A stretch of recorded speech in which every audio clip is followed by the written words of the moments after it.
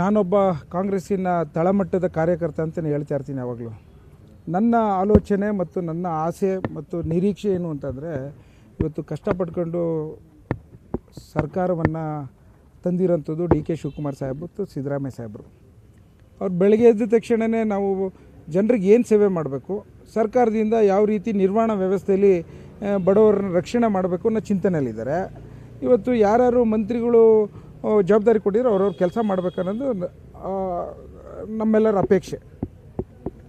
ನಾನೇನು ಒಬ್ಬ ಸಾಮಾನ್ಯ ಕಾರ್ಯಕರ್ತನಾಗಿ ನಿರೀಕ್ಷೆ ಪಡ್ತೀನಿ ಅಂತಂದರೆ, ನನ್ನ ತಾಲೂಕಿಗೆ ಅನುದಾನಗಳು ಯಾವ ರೀತಿ ಕೊಡಿಸ್ಬೇಕು ಮತ್ತು ಜನರಿಗೆ ಅವ್ರ ಸಮಸ್ಯೆಗಳಿದ್ದರೆ ಯಾವ ರೀತಿ ಸರ್ಕಾರಕ್ಕೆ ತಂದು ಕೊಡಬೇಕು ಅನ್ನೋದು ಕೇಳ್ಕೊತೀನಿ.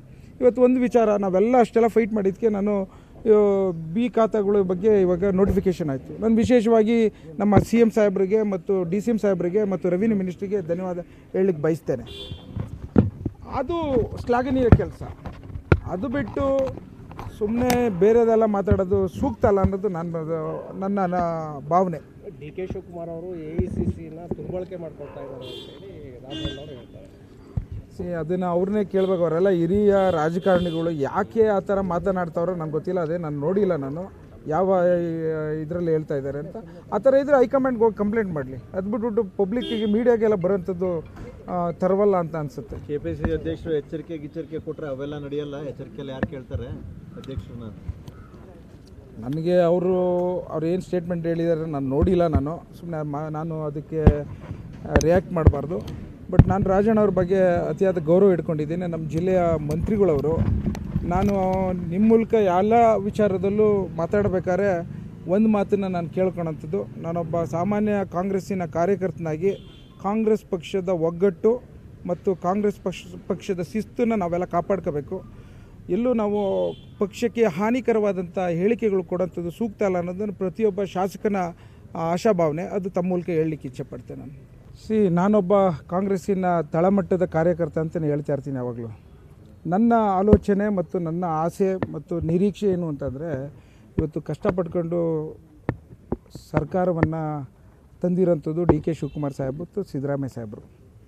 ಅವ್ರು ಬೆಳಗ್ಗೆ ಎದ್ದ ತಕ್ಷಣವೇ ನಾವು ಜನರಿಗೆ ಏನು ಸೇವೆ ಮಾಡಬೇಕು, ಸರ್ಕಾರದಿಂದ ಯಾವ ರೀತಿ ನಿರ್ವಹಣಾ ವ್ಯವಸ್ಥೆಯಲ್ಲಿ ಬಡವರನ್ನ ರಕ್ಷಣೆ ಮಾಡಬೇಕು ಅನ್ನೋ ಚಿಂತನೆಯಲ್ಲಿದ್ದಾರೆ.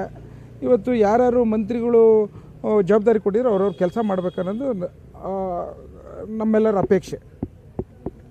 ನಾನೇನು ಒಬ್ಬ ಸಾಮಾನ್ಯ ಕಾರ್ಯಕರ್ತನಾಗಿ ನಿರೀಕ್ಷೆ ಪಡ್ತೀನಿ ಅಂತಂದರೆ, ನನ್ನ ತಾಲೂಕಿಗೆ ಅನುದಾನಗಳು ಯಾವ ರೀತಿ ಕೊಡಿಸ್ಬೇಕು ಮತ್ತು ಜನರಿಗೆ ಅವ್ರ ಸಮಸ್ಯೆಗಳಿದ್ದರೆ ಯಾವ ರೀತಿ ಸರ್ಕಾರಕ್ಕೆ ತಂದು ಕೊಡಬೇಕು ಅನ್ನೋದು ಕೇಳ್ಕೊತೀನಿ.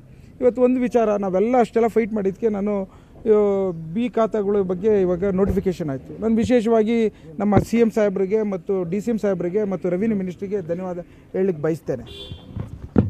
ಅದು ಶ್ಲಾಘನೀಯ ಕೆಲಸ. ಅದು ಬಿಟ್ಟು ಸುಮ್ಮನೆ ಬೇರೆದೆಲ್ಲ ಮಾತಾಡೋದು ಸೂಕ್ತ ಅಲ್ಲ ಅನ್ನೋದು ನನ್ನ ಭಾವನೆ. ಡಿ ಕೆ ಶಿವಕುಮಾರ್ ಅವರು AICCನ ದುರ್ಬಳಕೆ ಮಾಡ್ಕೊಳ್ತಾ ಇದ್ದಾರೆ ಅಂತೇಳಿ ರಾಮಣ್ಣ ಅವರು ಹೇಳ್ತಾರೆ. ಅದನ್ನು ಅವ್ರನ್ನೇ ಕೇಳಬೇಕು. ಅವರೆಲ್ಲ ಹಿರಿಯ ರಾಜಕಾರಣಿಗಳು ಯಾಕೆ ಆ ಥರ ಮಾತನಾಡ್ತಾವ್ರೋ ನನಗೆ ಗೊತ್ತಿಲ್ಲ. ಅದೇ ನಾನು ನೋಡಿಲ್ಲ, ನಾನು ಯಾವ ಇದರಲ್ಲಿ ಹೇಳ್ತಾ ಇದ್ದಾರೆ ಅಂತ. ಆ ಥರ ಇದ್ದರೆ ಹೈಕಮಾಂಡ್ಗೆ ಹೋಗಿ ಕಂಪ್ಲೇಂಟ್ ಮಾಡಲಿ. ಅದು ಬಿಟ್ಬಿಟ್ಟು ಪಬ್ಲಿಕ್ಕಿಗೆ ಮೀಡಿಯಾಗೆಲ್ಲ ಬರೋಂಥದ್ದು ತರವಲ್ಲ ಅಂತ ಅನಿಸುತ್ತೆ. KPCC ಅಧ್ಯಕ್ಷರು ಎಚ್ಚರಿಕೆ ಕೊಟ್ಟರೆ ಅವೆಲ್ಲ ನಡೆಯಲ್ಲ. ಎಚ್ಚರಿಕೆಯಲ್ಲಿ ಯಾರು ಕೇಳ್ತಾರೆ ಅಧ್ಯಕ್ಷರನ್ನ?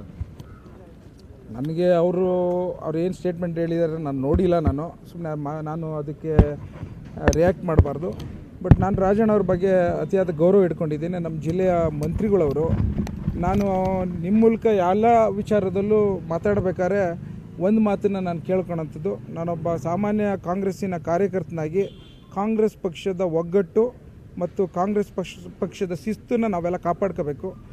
ಎಲ್ಲೂ ನಾವು ಪಕ್ಷಕ್ಕೆ ಹಾನಿಕರವಾದಂಥ ಹೇಳಿಕೆಗಳು ಕೊಡೋಂಥದ್ದು ಸೂಕ್ತ ಅಲ್ಲ ಅನ್ನೋದನ್ನು ಪ್ರತಿಯೊಬ್ಬ ಶಾಸಕನ ಆಶಾಭಾವನೆ. ಅದು ತಮ್ಮ ಮೂಲಕ ಹೇಳಲಿಕ್ಕೆ ಇಚ್ಛೆಪಡ್ತೇನೆ ನಾನು. ನಾನೊಬ್ಬ ಕಾಂಗ್ರೆಸ್ಸಿನ ತಳಮಟ್ಟದ ಕಾರ್ಯಕರ್ತ ಅಂತಲೇ ಹೇಳ್ತಾ ಇರ್ತೀನಿ ಯಾವಾಗಲೂ. ನನ್ನ ಆಲೋಚನೆ ಮತ್ತು ನನ್ನ ಆಸೆ ಮತ್ತು ನಿರೀಕ್ಷೆ ಏನು ಅಂತಂದರೆ, ಇವತ್ತು ಕಷ್ಟಪಟ್ಕೊಂಡು ಸರ್ಕಾರವನ್ನು ತಂದಿರೋಂಥದ್ದು ಡಿ ಕೆ ಶಿವಕುಮಾರ್ ಸಾಹೇಬ್ ಮತ್ತು ಸಿದ್ದರಾಮಯ್ಯ ಸಾಹೇಬರು. ಅವ್ರು ಬೆಳಗ್ಗೆ ಎದ್ದ ತಕ್ಷಣವೇ ನಾವು ಜನರಿಗೆ ಏನು ಸೇವೆ ಮಾಡಬೇಕು, ಸರ್ಕಾರದಿಂದ ಯಾವ ರೀತಿ ನಿರ್ವಹಣಾ ವ್ಯವಸ್ಥೆಯಲ್ಲಿ ಬಡವರನ್ನ ರಕ್ಷಣೆ ಮಾಡಬೇಕು ಅನ್ನೋ ಚಿಂತನೆಯಲ್ಲಿದ್ದಾರೆ. ಇವತ್ತು ಯಾರ್ಯಾರು ಮಂತ್ರಿಗಳು ಜವಾಬ್ದಾರಿ ಕೊಟ್ಟಿರೋ ಅವ್ರವ್ರ ಕೆಲಸ ಮಾಡಬೇಕನ್ನೋದು ನಮ್ಮೆಲ್ಲರ ಅಪೇಕ್ಷೆ. ನಾನೇನು ಒಬ್ಬ ಸಾಮಾನ್ಯ ಕಾರ್ಯಕರ್ತನಾಗಿ ನಿರೀಕ್ಷೆ ಪಡ್ತೀನಿ ಅಂತಂದರೆ ನನ್ನ ತಾಲೂಕಿಗೆ ಅನುದಾನಗಳು ಯಾವ ರೀತಿ ಕೊಡಿಸ್ಬೇಕು ಮತ್ತು ಜನರಿಗೆ ಅವ್ರ ಸಮಸ್ಯೆಗಳಿದ್ದರೆ ಯಾವ ರೀತಿ ಸರ್ಕಾರಕ್ಕೆ ತಂದು ಕೊಡಬೇಕು ಅನ್ನೋದು ಕೇಳ್ಕೊತೀನಿ. ಇವತ್ತು ಒಂದು ವಿಚಾರ, ನಾವೆಲ್ಲ ಅಷ್ಟೆಲ್ಲ ಫೈಟ್ ಮಾಡಿದ್ದಕ್ಕೆ ನಾನು ಬಿ ಖಾತಾಗಳ ಬಗ್ಗೆ ಇವಾಗ ನೋಟಿಫಿಕೇಷನ್ ಆಯಿತು. ನಾನು ವಿಶೇಷವಾಗಿ ನಮ್ಮ CM ಸಾಹೇಬರಿಗೆ ಮತ್ತು DCM ಸಾಹೇಬರಿಗೆ ಮತ್ತು ರೆವಿನ್ಯೂ ಮಿನಿಸ್ಟ್ರಿಗೆ ಧನ್ಯವಾದ ಹೇಳಲಿಕ್ಕೆ ಬಯಸ್ತೇನೆ. ಅದು ಶ್ಲಾಘನೀಯ ಕೆಲಸ. ಅದು ಬಿಟ್ಟು ಸುಮ್ಮನೆ ಬೇರೆದೆಲ್ಲ ಮಾತಾಡೋದು ಸೂಕ್ತ ಅಲ್ಲ ಅನ್ನೋದು ನನ್ನ ಭಾವನೆ. DK ಶಿವಕುಮಾರ್ ಅವರು AICCನ ದುರ್ಬಳಕೆ ಮಾಡ್ಕೊಳ್ತಾ ಇದ್ದಾರೆ ಅಂತೇಳಿ ರಾಮಣ್ಣ ಅವರು ಹೇಳ್ತಾರೆ. ಅದನ್ನು ಅವ್ರನ್ನೇ ಕೇಳಬೇಕು. ಅವರೆಲ್ಲ ಹಿರಿಯ ರಾಜಕಾರಣಿಗಳು ಯಾಕೆ ಆ ಥರ ಮಾತನಾಡ್ತಾವ್ರೋ ನನಗೆ ಗೊತ್ತಿಲ್ಲ. ಅದೇ ನಾನು ನೋಡಿಲ್ಲ, ನಾನು ಯಾವ ಇದರಲ್ಲಿ ಹೇಳ್ತಾ ಇದ್ದಾರೆ ಅಂತ. ಆ ಥರ ಇದ್ದರೆ ಹೈಕಮಾಂಡ್ಗೆ ಹೋಗಿ ಕಂಪ್ಲೇಂಟ್ ಮಾಡಲಿ. ಅದು ಬಿಟ್ಬಿಟ್ಟು ಪಬ್ಲಿಕ್ಕಿಗೆ ಮೀಡಿಯಾಗೆಲ್ಲ ಬರೋಂಥದ್ದು ತರವಲ್ಲ ಅಂತ ಅನಿಸುತ್ತೆ. KPCC ಅಧ್ಯಕ್ಷರು ಎಚ್ಚರಿಕೆ ಕೊಟ್ಟರೆ ಅವೆಲ್ಲ ನಡೆಯಲ್ಲ. ಎಚ್ಚರಿಕೆಯಲ್ಲಿ ಯಾರು ಕೇಳ್ತಾರೆ ಅಧ್ಯಕ್ಷರನ್ನ? ನನಗೆ ಅವ್ರು ಏನು ಸ್ಟೇಟ್ಮೆಂಟ್ ಹೇಳಿದ್ದಾರೆ ನಾನು ನೋಡಿಲ್ಲ. ಸುಮ್ಮನೆ ನಾನು ಅದಕ್ಕೆ ರಿಯಾಕ್ಟ್ ಮಾಡಬಾರ್ದು. ಬಟ್ ನಾನು ರಾಜಣ್ಣ ಅವ್ರ ಬಗ್ಗೆ ಅತಿಯಾದ ಗೌರವ ಇಟ್ಕೊಂಡಿದ್ದೀನಿ. ನಮ್ಮ ಜಿಲ್ಲೆಯ ಮಂತ್ರಿಗಳವರು.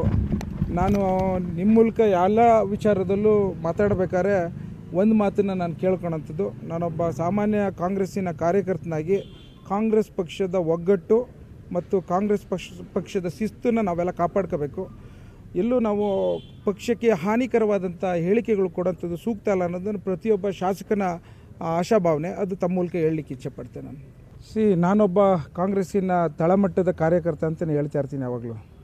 ನನ್ನ ಆಲೋಚನೆ ಮತ್ತು ನನ್ನ ಆಸೆ ಮತ್ತು ನಿರೀಕ್ಷೆ ಏನು ಅಂತಂದರೆ, ಇವತ್ತು ಕಷ್ಟಪಟ್ಕೊಂಡು ಸರ್ಕಾರವನ್ನು ತಂದಿರೋಂಥದ್ದು DK ಶಿವಕುಮಾರ್ ಸಾಹೇಬ್ ಮತ್ತು ಸಿದ್ದರಾಮಯ್ಯ ಸಾಹೇಬರು. ಅವ್ರು ಬೆಳಗ್ಗೆ ಎದ್ದ ತಕ್ಷಣವೇ ನಾವು ಜನರಿಗೆ ಏನು ಸೇವೆ ಮಾಡಬೇಕು, ಸರ್ಕಾರದಿಂದ ಯಾವ ರೀತಿ ನಿರ್ವಹಣಾ ವ್ಯವಸ್ಥೆಯಲ್ಲಿ ಬಡವರನ್ನ ರಕ್ಷಣೆ ಮಾಡಬೇಕು ಅನ್ನೋ ಚಿಂತನೆಯಲ್ಲಿದ್ದಾರೆ. ಇವತ್ತು ಯಾರ್ಯಾರು ಮಂತ್ರಿಗಳು ಜವಾಬ್ದಾರಿ ಕೊಟ್ಟಿರೋ ಅವ್ರವ್ರ ಕೆಲಸ ಮಾಡಬೇಕನ್ನೋದು ನಮ್ಮೆಲ್ಲರ ಅಪೇಕ್ಷೆ. ನಾನೇನು ಒಬ್ಬ ಸಾಮಾನ್ಯ ಕಾರ್ಯಕರ್ತನಾಗಿ ನಿರೀಕ್ಷೆ ಪಡ್ತೀನಿ ಅಂತಂದರೆ ನನ್ನ ತಾಲೂಕಿಗೆ ಅನುದಾನಗಳು ಯಾವ ರೀತಿ ಕೊಡಿಸ್ಬೇಕು ಮತ್ತು ಜನರಿಗೆ ಅವ್ರ ಸಮಸ್ಯೆಗಳಿದ್ದರೆ ಯಾವ ರೀತಿ ಸರ್ಕಾರಕ್ಕೆ ತಂದು ಕೊಡಬೇಕು ಅನ್ನೋದು ಕೇಳ್ಕೊತೀನಿ. ಇವತ್ತು ಒಂದು ವಿಚಾರ, ನಾವೆಲ್ಲ ಅಷ್ಟೆಲ್ಲ ಫೈಟ್ ಮಾಡಿದ್ದಕ್ಕೆ ನಾನು ಬಿ ಖಾತಾಗಳ ಬಗ್ಗೆ ಇವಾಗ ನೋಟಿಫಿಕೇಷನ್ ಆಯಿತು. ನಾನು ವಿಶೇಷವಾಗಿ ನಮ್ಮ CM ಸಾಹೇಬರಿಗೆ ಮತ್ತು DCM ಸಾಹೇಬರಿಗೆ ಮತ್ತು ರೆವಿನ್ಯೂ ಮಿನಿಸ್ಟ್ರಿಗೆ ಧನ್ಯವಾದ ಹೇಳಲಿಕ್ಕೆ ಬಯಸ್ತೇನೆ. ಅದು ಶ್ಲಾಘನೀಯ ಕೆಲಸ. ಅದು ಬಿಟ್ಟು ಸುಮ್ಮನೆ ಬೇರೆದೆಲ್ಲ ಮಾತಾಡೋದು ಸೂಕ್ತ ಅಲ್ಲ ಅನ್ನೋದು ನನ್ನ ಭಾವನೆ. DK ಶಿವಕುಮಾರ್ ಅವರು AICCನ ದುರ್ಬಳಕೆ ಮಾಡ್ಕೊಳ್ತಾ ಇದ್ದಾರೆ ಅಂತೇಳಿ ರಾಮಣ್ಣ ಅವರು ಹೇಳ್ತಾರೆ. ಅದನ್ನು ಅವ್ರನ್ನೇ ಕೇಳಬೇಕು. ಅವರೆಲ್ಲ ಹಿರಿಯ ರಾಜಕಾರಣಿಗಳು ಯಾಕೆ ಆ ಥರ ಮಾತನಾಡ್ತಾವ್ರೋ ನನಗೆ ಗೊತ್ತಿಲ್ಲ. ಅದೇ ನಾನು ನೋಡಿಲ್ಲ, ನಾನು ಯಾವ ಇದರಲ್ಲಿ ಹೇಳ್ತಾ ಇದ್ದಾರೆ ಅಂತ. ಆ ಥರ ಇದ್ದರೆ ಹೈಕಮಾಂಡ್ಗೆ ಹೋಗಿ ಕಂಪ್ಲೇಂಟ್ ಮಾಡಲಿ. ಅದು ಬಿಟ್ಬಿಟ್ಟು ಪಬ್ಲಿಕ್ಕಿಗೆ ಮೀಡಿಯಾಗೆಲ್ಲ ಬರೋಂಥದ್ದು ತರವಲ್ಲ ಅಂತ ಅನಿಸುತ್ತೆ. KPCC ಅಧ್ಯಕ್ಷರು ಎಚ್ಚರಿಕೆ ಕೊಟ್ಟರೆ ಅವೆಲ್ಲ ನಡೆಯಲ್ಲ. ಎಚ್ಚರಿಕೆಯಲ್ಲಿ ಯಾರು ಕೇಳ್ತಾರೆ ಅಧ್ಯಕ್ಷರನ್ನ? ನನಗೆ ಅವ್ರು ಏನು ಸ್ಟೇಟ್ಮೆಂಟ್ ಹೇಳಿದ್ದಾರೆ ನಾನು ನೋಡಿಲ್ಲ, ಸುಮ್ಮನೆ ನಾನು ಅದಕ್ಕೆ ರಿಯಾಕ್ಟ್ ಮಾಡಬಾರ್ದು. ಬಟ್ ನಾನು ರಾಜಣ್ಣ ಅವ್ರ ಬಗ್ಗೆ ಅತಿಯಾದ ಗೌರವ ಇಟ್ಕೊಂಡಿದ್ದೀನಿ. ನಮ್ಮ ಜಿಲ್ಲೆಯ ಮಂತ್ರಿಗಳವರು. ನಾನು ನಿಮ್ಮ ಮೂಲಕ ಎಲ್ಲ ವಿಚಾರದಲ್ಲೂ ಮಾತಾಡಬೇಕಾದ್ರೆ ಒಂದು ಮಾತನ್ನು ನಾನು ಕೇಳ್ಕೊಳಂಥದ್ದು, ನಾನೊಬ್ಬ ಸಾಮಾನ್ಯ ಕಾಂಗ್ರೆಸ್ಸಿನ ಕಾರ್ಯಕರ್ತನಾಗಿ ಕಾಂಗ್ರೆಸ್ ಪಕ್ಷದ ಒಗ್ಗಟ್ಟು ಮತ್ತು ಕಾಂಗ್ರೆಸ್ ಪಕ್ಷದ ಶಿಸ್ತನ್ನು ನಾವೆಲ್ಲ ಕಾಪಾಡ್ಕೋಬೇಕು. ಎಲ್ಲೂ ನಾವು ಪಕ್ಷಕ್ಕೆ ಹಾನಿಕರವಾದಂಥ ಹೇಳಿಕೆಗಳು ಕೊಡೋಂಥದ್ದು ಸೂಕ್ತ ಅಲ್ಲ ಅನ್ನೋದನ್ನು ಪ್ರತಿಯೊಬ್ಬ ಶಾಸಕನ ಆಶಾಭಾವನೆ. ಅದು ತಮ್ಮ ಮೂಲಕ ಹೇಳಲಿಕ್ಕೆ ಇಚ್ಛೆಪಡ್ತೇನೆ ನಾನು.